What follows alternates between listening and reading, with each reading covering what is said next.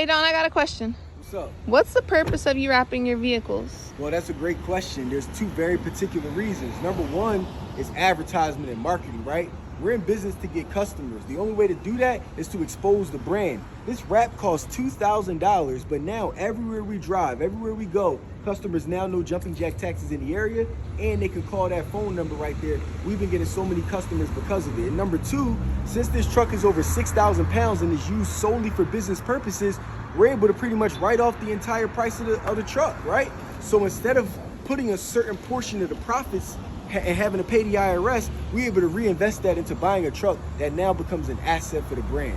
So those are the two reasons: marketing, tax write-off. You should wrap your truck too.